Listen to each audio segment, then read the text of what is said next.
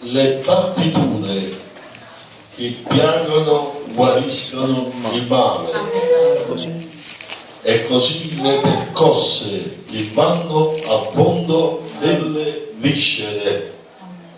Avete capito? Amen? Questi sono insegnamenti di Dio alla nostra vita.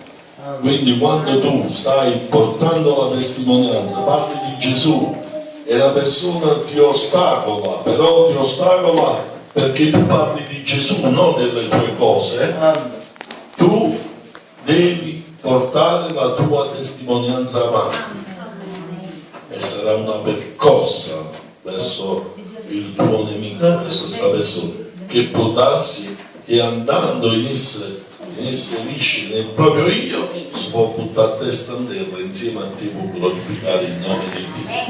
E così anche tu, è una percossa che subisci anche tu, perché il tuo io nell'esprimere la vera testimonianza viene quindi abbassato nei confronti della testimonianza del Dio vivente. E in quel momento è come una percossa, perché tu ti hai ricostruito un tuo castello di una tua vita personale. In quel momento tu capisci che Dio, Gesù, è la cosa più grande che appartiene a tuo Padre, quindi tu testimoni con audacia e in quel preciso istante, mentre qualcuno ti può prendere in giro, qualcuno può dire delle cose negative, tu ti vedi essere una figlia o un figlio di Dio. Amen. E quindi sei guarita da tutti questi castelli che ti hai rifatto nel proprio io.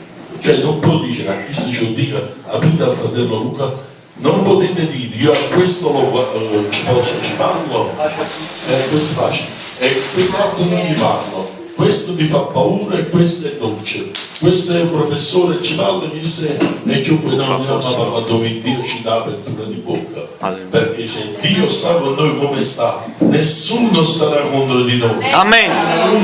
Il Dio combatterà per te nella testimonianza, nel lavoro, ti farà spazio. Amiamo Gesù, ce lo vede, siamo Gesù, ce lo vede.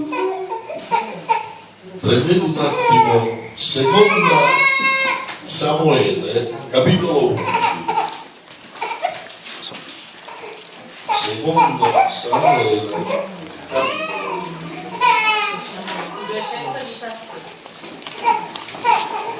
alleluia. Amen. Noi vediamo le percosse quando arrivano il profeta e le viscere quello che producono, così che non parla a cazzo, capito? Quando la percosso ti arriva nelle profondità, tu tutta la religiosità che ti salita come avrebbe dei pugni, non te vede, sono come lui, automaticamente viene abbassato il tuo io, tutto viene distrutto, tutto i castelli di religiosità. Questo è il primo nemico.